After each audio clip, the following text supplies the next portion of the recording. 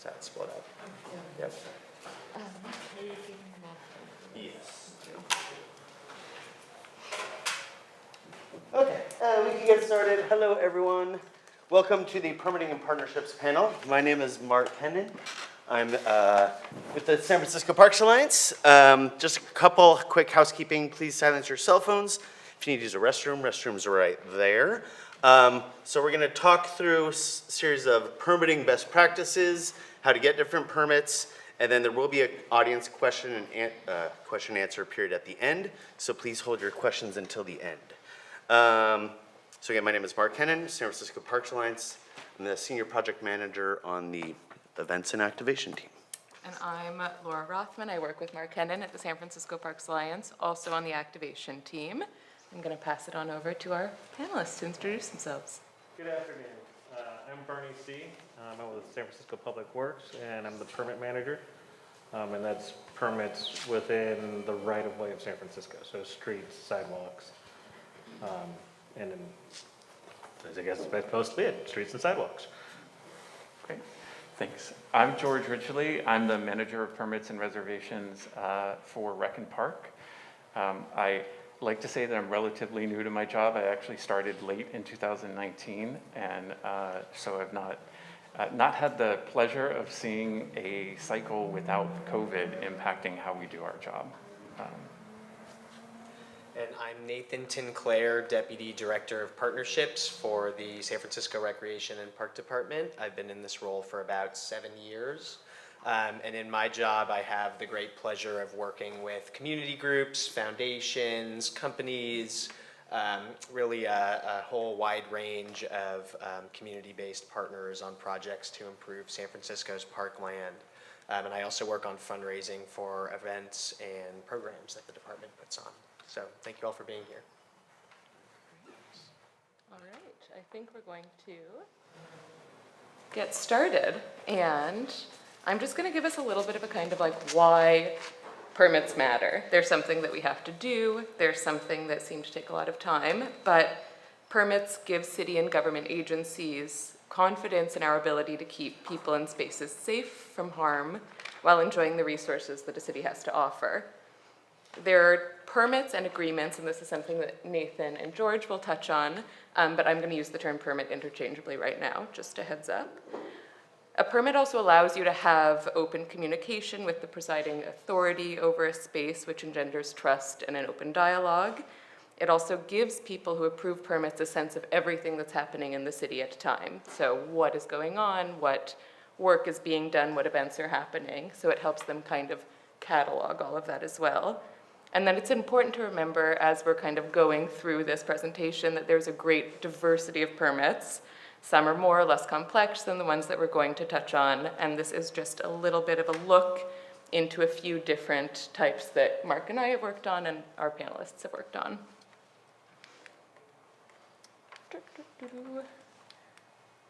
Aha, all right. So you want to have an event, you want to do something. I'm going to give us a little look at the different kinds of permits when you need a permit. These are 3 little things we'll cover. Do I need a permit? What kind of permit? And how do I find one? So to begin, sorry, this guy's a little touchy. When do you need a permit? Is this the right one? Yeah. Instinct will kind of be a guide here. If you think you need a permit, you probably do.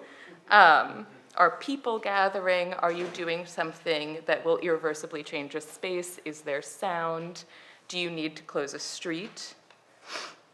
For greening and landscaping, are you doing something on city or public property? Ooh. Sorry, guys. And then what kind of permit? And this is something we'll touch on a little bit more later as well, but permits are usually divided into 2 categories, and that is by project type and property owner. So for Rec and Park, a permit is for something that's an event or temporary, and an agreement is something that's a physical park improvement. And for somebody like San Francisco Public Works, there are permits which cover major and minor encroachments, and more that Bernie will touch on later. And then, sorry guys, the next thing will be who do I talk to and where do I go? So it seems like there are a lot of different agencies that issue permits. There are a lot of places to find them, and something that we will cover also later in this presentation is the Public Space Toolkit, which is a resource that the San Francisco Parks Alliance has been working on, and that is a consolidation of the information of different city and government agencies that issue permits, where to find them, and that is divided by project and location type. So that is an excellent resource, a place to begin.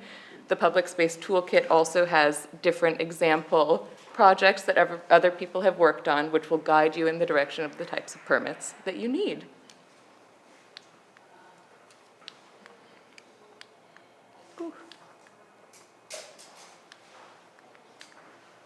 All right. And then, over to Mark. I'm going to cover a little bit of best practices that we have found.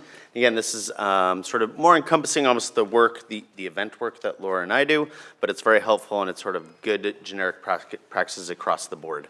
So the first thing right off the bat, a lot of people overlook this very important step, is do you have community buy-in? So looking at a space, who are the main users? Have you talked to them? Have you found out, is there a business improvement district or a neighborhood district or a school or a nearby business that really takes care of the space? Talk to them. There's a lot of pros to that. Certainly, certain types of permits like sound, alcohol service, any type of construction will require neighborhood notification. So it's good to sort of get ahead of the gate of that. And also certain grants and other things require letters of support from the community. So it's really good just to talk to the people around the space. This also can get ahead of the gate of any surprise objections if someone is really opposed to your project. And then, the other great benefit is you might discover there's another group out there or individual who wants the same thing as you. So you can join forces. Maybe they have a legal team. Maybe they have an insurance broker that can provide the insurance required to do a lot of these things. So it's great to sort of like build that coalition of supporters as well. Lead time is very important. So from almost the moment you have this idea, go to the Public Space Toolkit, try to find the property owner, read the permit application, and note the timelines. I think that like the minimum, typically permits can take anywhere from 30 to 60 days. Certain types of alcohol permits can take up to 6 months. So check with the different agencies. It depends upon the complexity of the project. So make sure that you're calendaring out from when you want either your event or project. Just be aware of those. And then checklists. So some of the permit applications that you will find will have a checklist of everything that you need to submit. We found as a best practice, create your own copy of a checklist. That way you can just sort of check items off as you submit them. And there's also like pretty much across the board, it's a requirement that all these items are submitted in advance. Again, typically it's 30 days in advance for a lot of permits. So be aware of, Okay, another best practice, permitting desks are busy. So to avoid a lot of back and forth, try to bundle your items as much as possible. This can also help things falling through the crack. One best practice I have also found is keep it on one email thread. There's so many times where people get in the habit of starting new email threads for every single item, but it's hard to keep track. And so just keeping on a single thread allows you to go back, there's a good record, be like, oh, nope, I did the insurance, we did the health plan, et cetera, et cetera. Maps. So a lot of event permits, as well as all construction permits, require maps. Depending on the space and the permitting agency, sometimes you need to have a scale map. Sometimes, always best practice, have them as scale as much as possible. But this is especially critical if it's anything construction related. So you can ask the permitting agency if they have a site map. Otherwise, if there's not one available, the workaround, we have taken screenshots of either Google Earth or Google Maps, but it's always best practice to ask. That way the map is to scale, get a nice base layer map of that. So depending on the skills of your team or software available, there's a lot of different tools you can use. You can use Revit, AutoCAD, Rhino, the Adobe Creative Suite, so Illustrator, InDesign, Adobe, Microsoft Paint. But those all require a lot of skill and sometimes a lot of time. Honestly, we found that for the beginner, Google Slides or PowerPoint, easy and done. So oftentimes we'll just take a screenshot of something from Google Earth, let's say, or Google Maps, plop it into slides, and then you can choose all the little shapes that you need to make indicators for, like the direction a speaker is going to be facing, or where the production vehicles are going to be parked. It's a lot of different things that you can do rather simply using Google Slides or PowerPoint.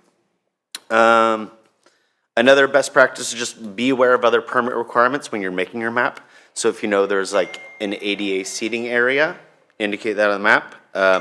Is there a hand washing station that needs to be indicated? Indicate that.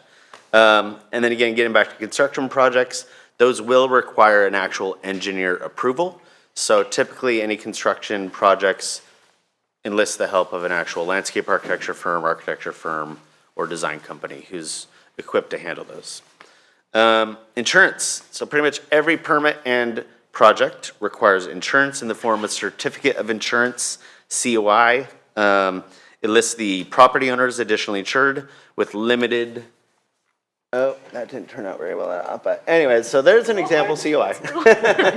At the bottom, there's pretty limited details about what the event is. Typically you list where it's located and the date. Depending on the scope of the event or risk presented, so if there's construction elements, vehicle use, high-risk activities such as, gosh forbid, a bounce house, they're gonna ask for more insurance limits. The standard, though, is a $1 million insurance for commercial general liability.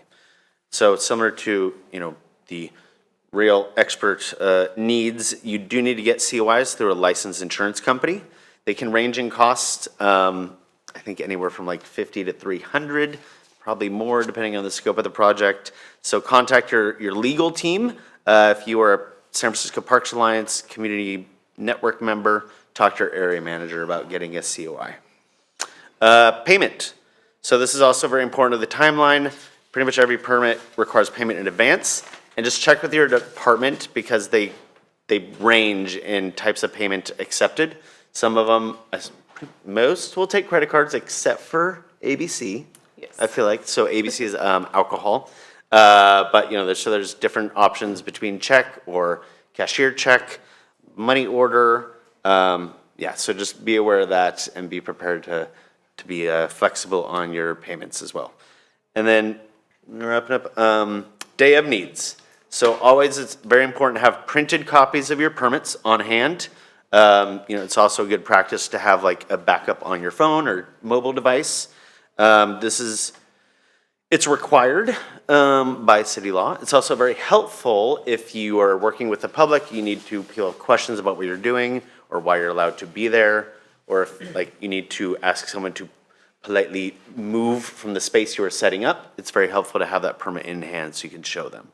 And then also check with additional departments.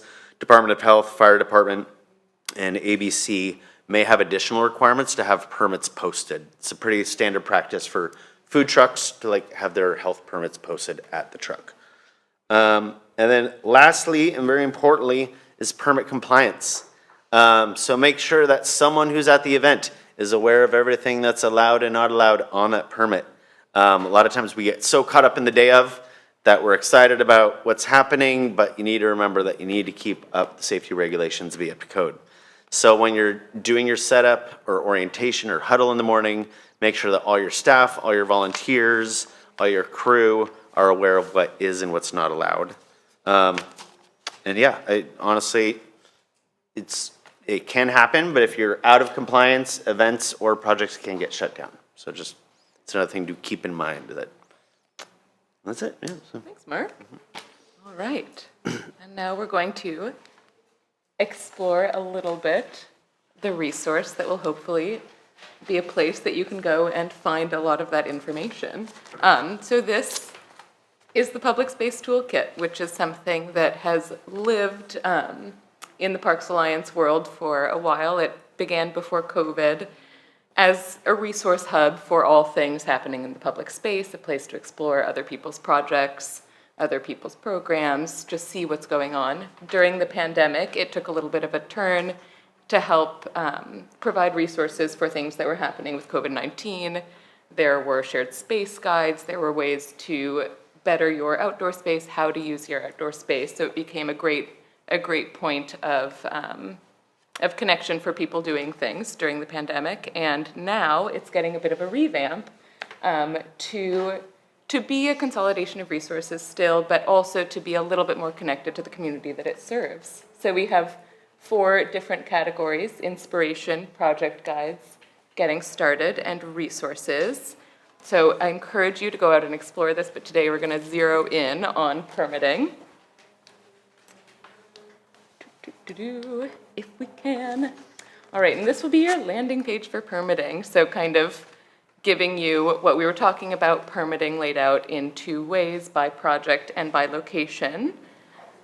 And it will have links to spreadsheets, and I will show you a little example of that. If we can get to it. Here we are. So this is just an example pulled from the permit summary by location. So you can see here the type of project, if it's permanent or temporary, who to contact, and how to reach out. So it really is a rich resource for finding permits.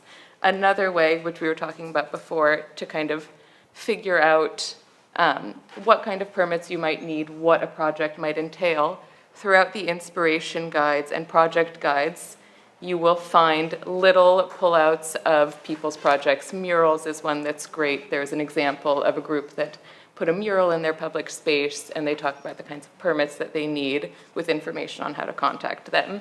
And so this, as our city changes and grows in all ways post-pandemic, will also continue to change and grow. So it is not a static resource. It will continue to expand with as much as we can continue to put into it. So I encourage everyone to go look. You can navigate to it through the homepage of sfparksalliance.org. All right. I think I'm going to hand this on over to our panelists now. Great, thanks. So I think it looks like I'm first up. Again, hi everyone. I'm Nathan Tinclair, Deputy Director of Partnerships with the Recreation and Park Department. I'm also joined from Rec and Park by George Ridgely. And just for our first slide here, one of the things that George and I talked about when we first started thinking about this panel is, obviously we are a big agency. There are 2 different divisions, both the partnerships and permits division, meeting with all of you today. And so how does a community partner know sort of who to work with, who is going to be your point? A good starting place, I think, is on this slide here. So permits and reservations is going to be anything related to an event, a temporary installation, like if you're trying to sponsor temporary artwork, or renting a facility, or other kind of temporary, non-permanent project or initiative in a park. On the partnerships team, we work on grants and helping to manage public-private partnership projects that are going to somehow make a physical change in one of San Francisco's 220 plus parks, or grow or establish a new program, or otherwise have kind of an ongoing permanent impact on the city. And so George is going to share a little bit more about permits later, but I'm really excited to talk with you all about the process that we go through when we're stewarding grants and donations and other incredible work that our partners do to benefit our parks. So next slide, please. So at the Partnerships Division, we really think of ourselves as kind of tour guides, and we're that friendly face that is going to work with community partners to help figure out what steps of the city's review process a project or idea would need to go through, and really help to map out how a community partner's really valuable, interesting idea can become a reality. We partner again with individuals, community groups, foundations, and businesses for park projects and programming. I know I've had the opportunity to I was trying to look around the room and see if I had worked with anyone in this room. I've collaborated with you a little bit, Anita, on the fringes, but certainly hope to have the opportunity to work with all of you at some point on projects in the future. Next slide, please.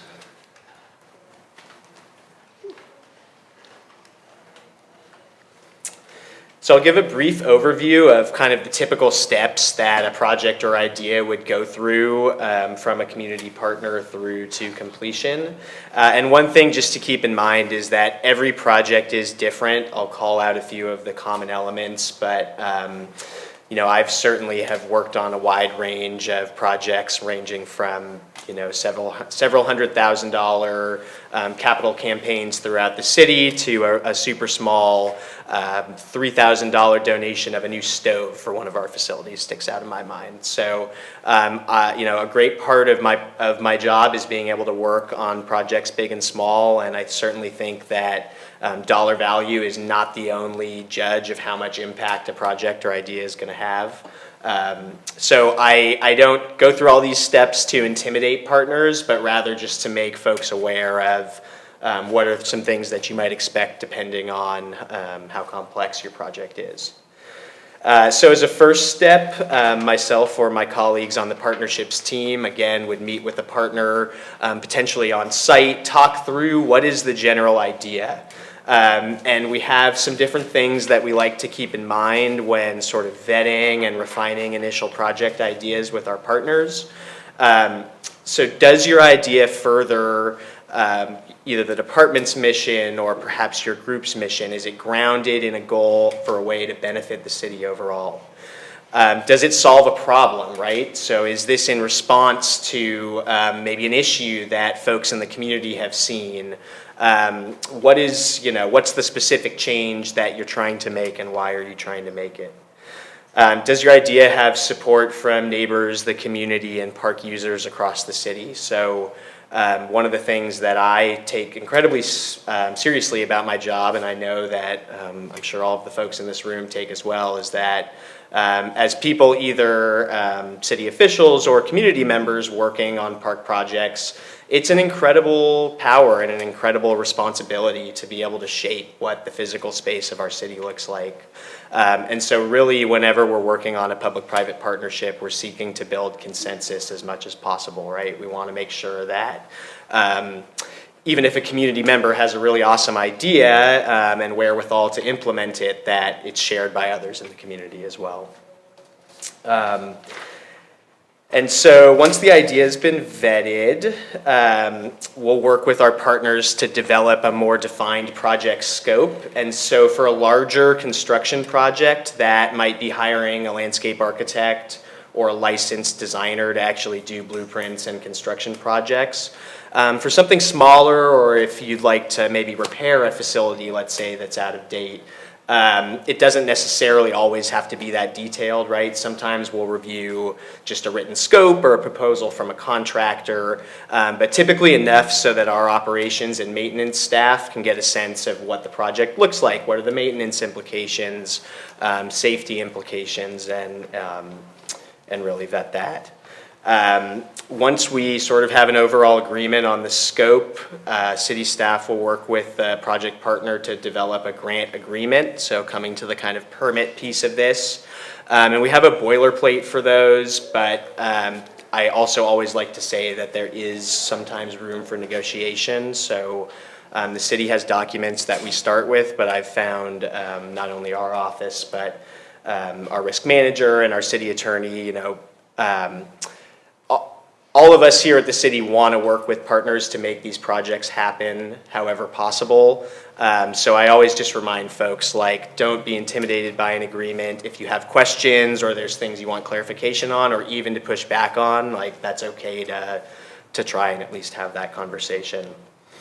Then again, we present project plans to the community for larger projects. That would typically be through a community meeting, but there's other ways to do that as well, through social media, through newsletters that your own organizations might hold. And then we'll obtain city approvals like CEQA or ADA review if needed. And then finally, the project process is capped off by approval by our commission for projects that are valued at $10,000 or above, and approval by the San Francisco Board of Supervisors for projects that are $100,000 or above.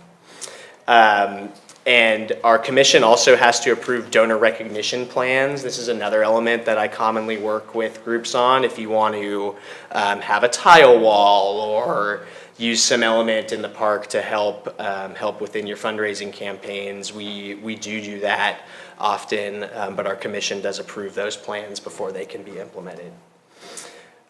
Once the project is approved, partners can begin a robust fundraising campaign if needed. And one relatively recent change I wanted to call out is that the city does have new legislation that went into effect in January that limits the ability of city employees to participate in fundraising from parties that have like a contractual interest with the city. So do keep that in mind that we are somewhat limited in the active role that the city can play in fundraising. Next slide, please. And just to call out a couple of great success stories from our partnership pathway. I hope everyone in this room is familiar with the Goldman Tennis Center, and if you're not, it's just right down the road here in Golden Gate Park, which was a really amazing project. With the Tennis Coalition of San Francisco and San Francisco Parks Alliance. Francisco Park, the mayor mentioned, recently opened. That was another over $20 million fundraising campaign by a motivated group of neighbors. Next slide, please. 28 million. 28 million, thank you. Thank you, Anita. But down to the small as well. So here's just a few other examples of some community projects that I've personally worked on. The Hayes Valley Basketball Court, which was a partnership with Kevin Durant's charity, initiated while he was a Warrior, and unfortunately opened after he had signed with the Nets, so he wasn't there. But a really cool opportunity to bring some color to a local basketball court. And another of my favorite projects is the Polo Field Cycling Track, which was a partnership with Parks Alliance Friends of Group. And they fundraised to put up new signs and repair striping and track condition at the historic Polo Field bicycling track here in the park. And lastly, I'll just end on another really fun project from last winter, this Presida Park lights you'll see up there, just to give an example of some of the smallest but also most valuable projects. This was a group of neighbors who fundraised through a GoFundMe campaign to purchase strings of lights that the Recreation and Park Department was then able to hang up and bring some cheer to the park during the winter. So that's it for my speech, and look forward to hearing questions after the rest of the talk. Thank you. Great. Thanks, Nathan. As I said before, I am George with the Permits Office at Rec and Park. Thanks to Laura and to, oh Lord, why am I drawing, and Mark and Parks Alliance for putting together this summit, and thanks to all of you for being here today and interested in this information. I neglected to mention when I introduced myself originally, years ago I would have been in the audience with you. I come from an events background. For 11 years I worked with Beta Breakers, and then for 6 years after that I was the executive director at San Francisco Pride. So a lot of experience on your side of the table working with city agencies and pulling permits. And before coming to Rec and Park, Dana, who is now my boss, is someone that I would come to often to get permits, particularly with Beta Breakers. So I'm here today to kind of talk about our office, what we handle, so you can understand what we do, and a really good way to approach us if you are looking for permits for a special event or even a private event, one that's not open to the public.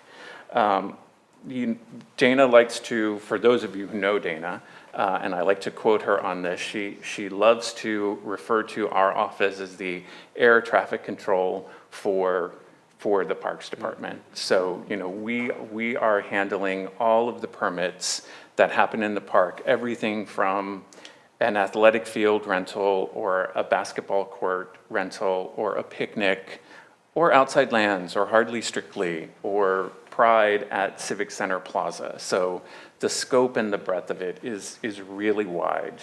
And as we're doing that, you know, as the air traffic control team, we really are taking your applications, looking at what you want to do, and working with you, and then working with our team, working with the operations team at Rec and Park, looking at other events that are happening in the park or nearby, to make sure that there's no conflicts, that there's no overlap, that there's no maintenance that is scheduled in the particular park you want to be in that is going to conflict with the event that you want to do.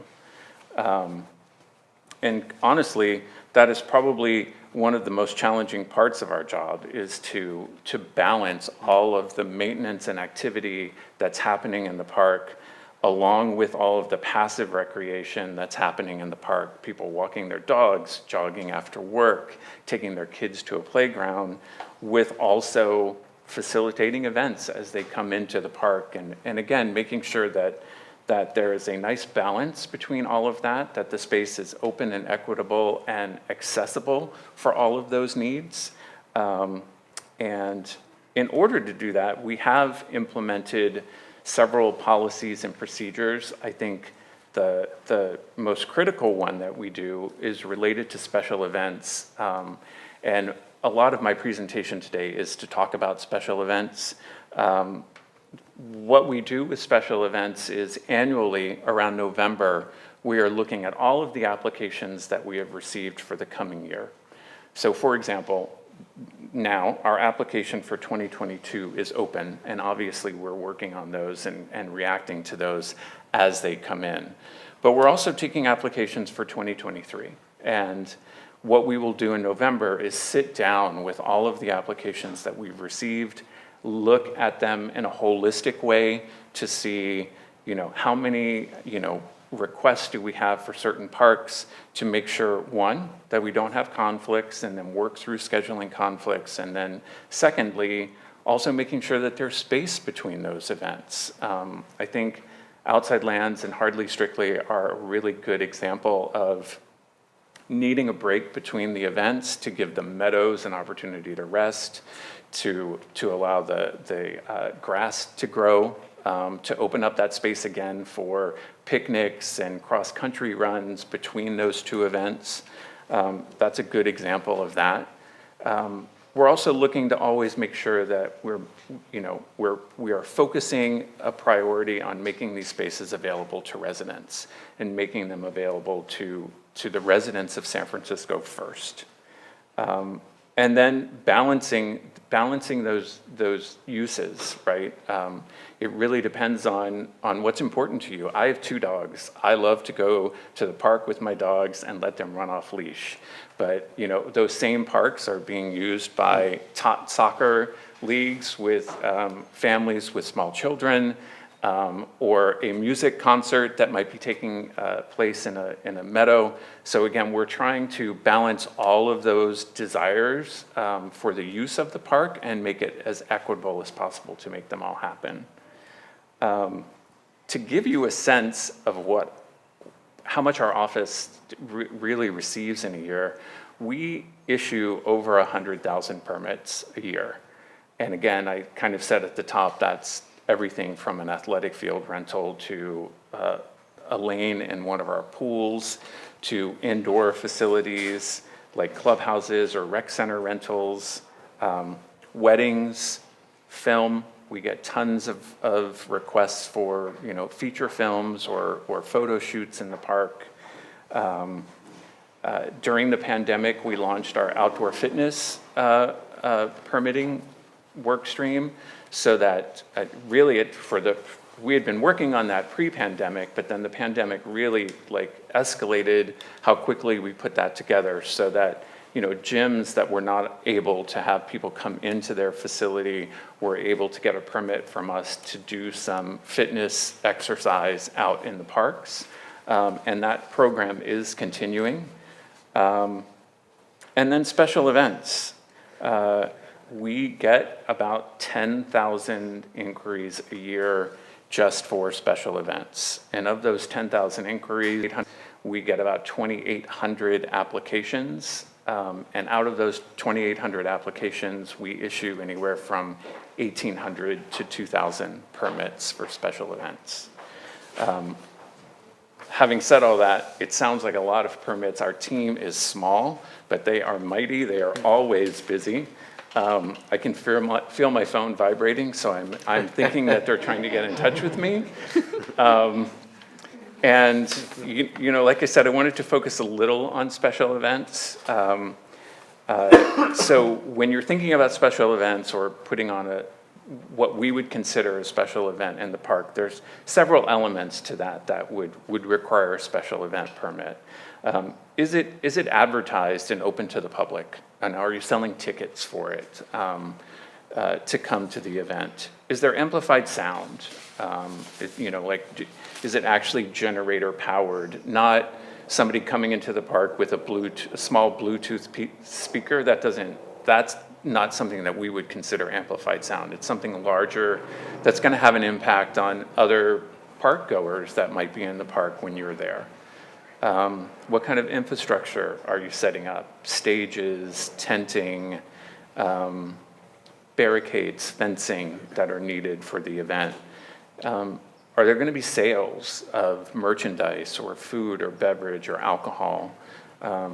Mark and Laura gave a lot of great examples from the toolkit of like what to consider and what to think about when you're putting together the event. And then, you know, are you looking to do this more than 6 months in advance? If you're looking to do it more than 6 months in advance, we would have you go through our special events process.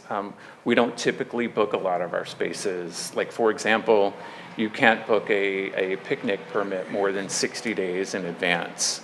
And our indoor rentals are done on a quarterly basis because a lot of our indoor spaces also have recreation and park programs that are happening in those spaces. So we work with the recreation team quarterly to understand what programming they have and then understand what spaces would be open for rent. And, you know, again, thinking about special events, we have lots of iconic special event sites, which I'm assuming you're all familiar with. Civic Center, Union Square, Embarcadero Plaza, Jerry Garcia Amphitheater, all the numerous meadows in Golden Gate Park, Marina Green are all like significant big spaces that we do. But you know, we also do events in neighborhood parks. They are definitely more nuanced. They require a different kind of coordination. It really depends on the location of that park. What kind of agreements did we have with the community groups when that park was you know, opened, and in terms of what we're able to do in them. And if you think about it, we have over 220 park properties. So, you know, I am often getting an inquiry for a park that I have no experience with, and I'm probably on Google Maps trying to figure out the layout of that park as well. And, you know, as I said before, we're always doing our best to balance the desire to have events in the park and to activate those spaces, and then at the same time, meet the needs of the neighbors and the groups that are involved in it. And again, something that Mark and Laura touched on, particularly with large events, is getting buy-in from the community if there's something you're planning to do, and doing that outreach early and talking to people to try and understand what kind of challenges you might face with the community. Anecdotally, I can tell you, you know, working on Beta Breakers, we touched on many community groups. I went to many meetings in the Panhandle or with the Alamo Square Neighborhood Association or the Divisadero Merchants Association to talk to those groups about, you know, their concerns and how we could help improve that event. You'll do yourself a great favor by doing that outreach early. And then, you know, I've touched on how many events we do. So a little bit of how to apply. And, this slide really this is literally taken from our website. So if you go to sfrecpark.org and go to permits and reservations, this is going to be the landing page that you find. And then all of these buckets you can follow to get to the type of permit that you're looking for. There's a lot of great information there. And I believe the slide after this has some contact information for us. Yeah. We, during the pandemic, we moved all of our permit processing 100% remote. At this point today, we're able to 100% remotely work on a permit and issue it without needing to have in-person meetings, other than site visits. Obviously, if you're doing a large event at one of the venues, we're going to want to meet you there, walk you through, talk about the setup, and probably bring the park supervisor who's responsible for that, or park rangers, and walk through those steps. But this is really good information for reaching us. We are very responsive with the email address. Our call center does have limited hours, but it is open Monday through Friday from 10 to 2. Our team is, even though small and mighty, they are pretty well versed in all of the things that we do, or they can point you in the right direction. And then there are some things you can actually do online. There are some things, like booking a picnic site, you can actually do that when yourself, book it, pay for it, get your permit all within 24 hours with an online tool. And then lastly, we're at 49 South Van Ness in the new permit center. I don't know if you've been there or not, but it's a beautiful facility. Every city agency has representation there, from the fire department to the health department to Rec and Park, Office of Cannabis, Entertainment Commission. So, going back to my previous experience, if I needed to get a permit from the fire department and the health department and the entertainment commission, I was all over the city. Now you can actually go to one location to talk to those different entities. So, and I don't know if I'm close to my time, but I had some work. Okay. Yeah, it's not, we're moving on to, Okay. yeah.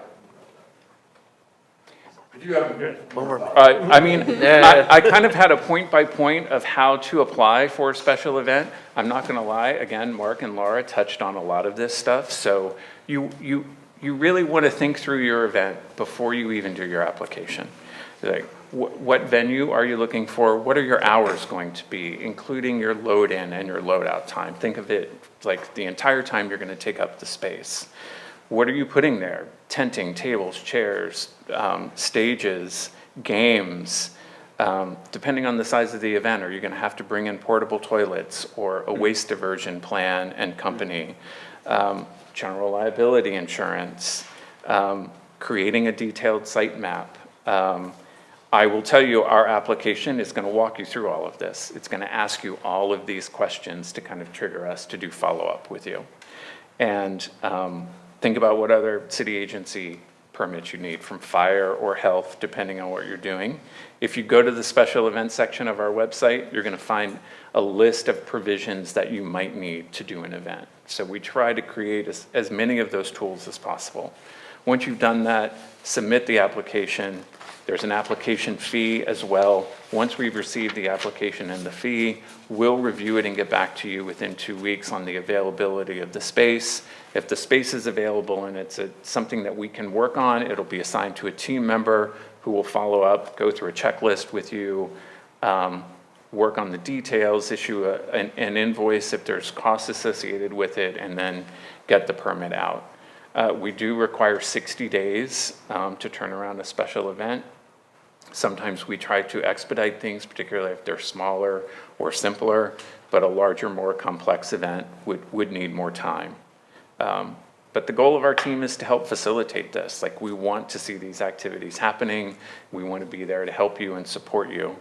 And like I said, these are the various ways to contact us.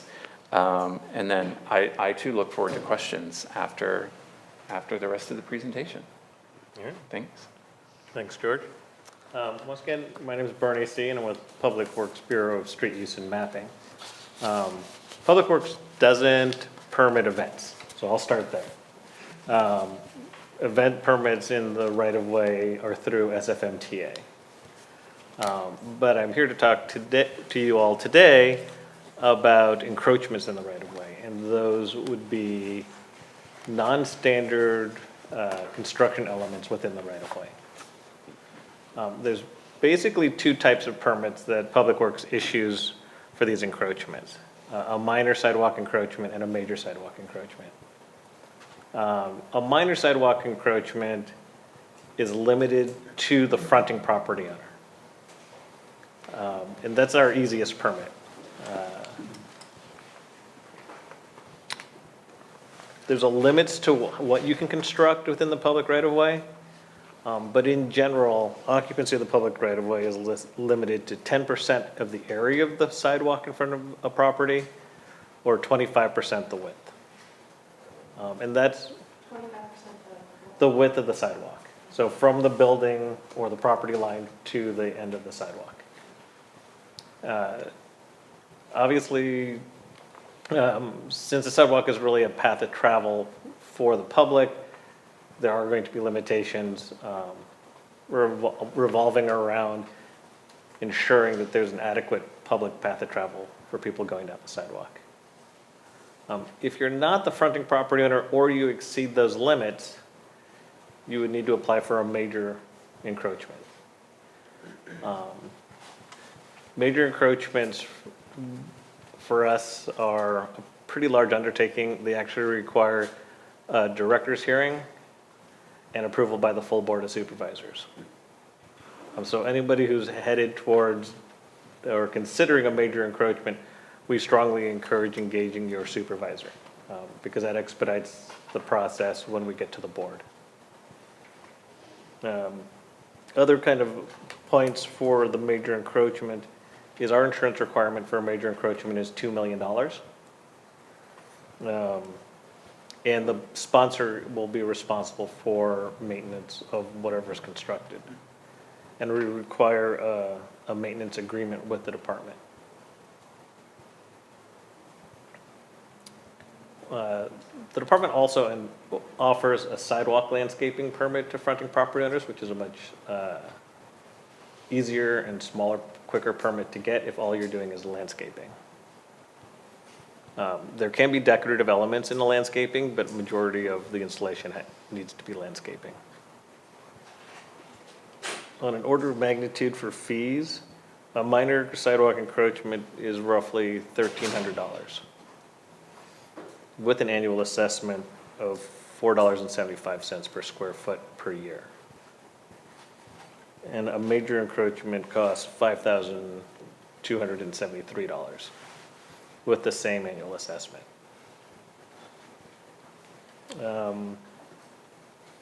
One thing that I think a lot of people miss as they go through the encroachment process is the encroachment process is the authorization for the elements that are being installed to exist in the right-of-way and does not include construction. So a separate construction permit will be required to install the elements if you're actually digging or jackhammering concrete. If you're placing elements, often there isn't a need for a construction permit. So if the element that you're trying to install is a bench or some other small items, we can forego the construction permit. I have a quick question, Bernie. Yeah. What if that, if you're applying for an encroachment permit, what if it's on an unaccepted street? Does the encroachment permit still apply? The encroachment permit still applies. Okay. One other thing I want to bring up is we are trying to make certain improvements an easier process. So as an example, murals on public structures, so retaining walls or bridges, per code, per the bureaucracy, requires a major encroachment. We're actually working with the Board of Supervisors to come up with a new version of a permit for those types of improvements, like the mosaic tiles on stairs or murals, to make that process easier. It doesn't make sense to the department that you need a major encroachment if you're painting a wall. But unfortunately, that's how the law is laid out. And since it doesn't make sense to us, we're trying to get that changed. Unfortunately, I don't have a timeline for when that's gonna happen. An unfortunate wrinkle is our department's getting split in two. And so a lot of our legislative efforts revolve around that Prop B split of Public Works. But hopefully within the next year or so, we should be able to expedite some beautification permits, and that's our goal. I'll stop here so we have a few minutes to take questions. Okay, Of course. Well, yes. thank you so much. All right, everyone, thank you, Thank Nathan, you. George, and Bernie. Yes, apologies. We would love to take a few questions. Of course, you can contact any of us. We can do some more follow-up questions one-on-one. Additionally, It is unfortunately clipped. yeah, it unfortunately got clipped, so this slideshow can also be made available as well, and this session is being recorded. So feel free to reach out to Laura and I or any of these gentlemen with additional questions, but yeah, what would you like to This is ask? a question for Bernie. Yeah. Bernie mentioned doing a greenway, like a sidewalk greening project in an island, and there's no water. And DPW is doing the water main work, so is that a permit, is that a request to Parks or DPW or PWC to have access to water? For access to water, it would be PUC, Okay, right? even though you're doing the work. If you're trying to add a connection to the water main for irrigation, that your first step would be the PUC Okay, to get access. And then the construction and installation would be through Public Works. thank you. Hi, I'm with Tazewell Street, and we're pursuing like community parklets on our street. So we're kind of targeting shared spaces permits, and I'm just curious about like when those would be appropriate to use for like a community parklet sort of thing. And Yeah. also like which department does that fall under? I couldn't figure it out. I can softly address that. So shared space is actually run pretty much by the planning department, who unfortunately is not here today. I know it would be applicable in your case. I know they're pivoting. It's almost, it sounds a little bit more restaurant focused going forward, but it's definitely available to community groups as well. So, and I'm not sure how many more expected changes they're going to roll out. So I know it was free during the pandemic. Now there are some costs associated. But yeah, so feel free to reach out to me and I can connect you with the right person at planning to talk about that. But it's, yeah, shared spaces is run by planning department, so. Yeah, so planning's the lead for parklets. There is an activation element in the parklet program. So I encourage you to go there's a parklet website off of this, and I can't remember, unfortunately, the website address, but if you search for San Francisco parklets, it comes up, and there's a lot of information there on that process. Anita, did you have a question? The Friends of Alta Plaza Park got a master plan approved by the Parks Commission in 2016. We'd like to take an element or two from that and proceed. We did a cost estimate on it. It turned out to be $5 million. Since this was already based on input from the community, would we have to go back and have the series of 3 community meetings again for approval and go back to the Parks Commission and then get it approved, and then, only then, we can start fundraising? Is that correct? I would say if this is part of a master plan that's already been approved and what you're proposing to do is not substantially different from what was already approved, I would say, you don't, not necessarily, I guess would be my answer. I mean, I think like no matter what, you're gonna wanna do some amount of outreach to let people know that this idea from however long ago is moving forward in these fade, or to let them know that, hey, we're moving forward with this element of the plan, but it's going to be changed in these few ways. So, like, I think in that scenario, there would always be some amount of community engagement, but it may not need to be several formal meetings. And I think, as you've called out, excuse me, potentially the design would have already been approved by our commission, right? So you'd still need to have an agreement. You may want to have the project approved by the Board of Supervisors before doing a fundraising campaign, but I think there is some flexibility in what comes first. Yep. Any other I'm questions? playing the lottery. Every week. Yeah. Thanks for your question. Any other questions from anyone? No? We're just past. Okay, all right. past time. We are right on time, so thank you everyone for coming. Thank you again to our panelists. Again, feel free to reach out to Laura and I for any follow-up questions. We can connect you with the right people as well. And check out our Public Space Toolkit live on the San Francisco Parks and Alliance website now. So, thank you, everyone. It Yeah, should be, yes. this will We be, are yeah, uploading this it is all. being recorded You have my and will email. be made available after.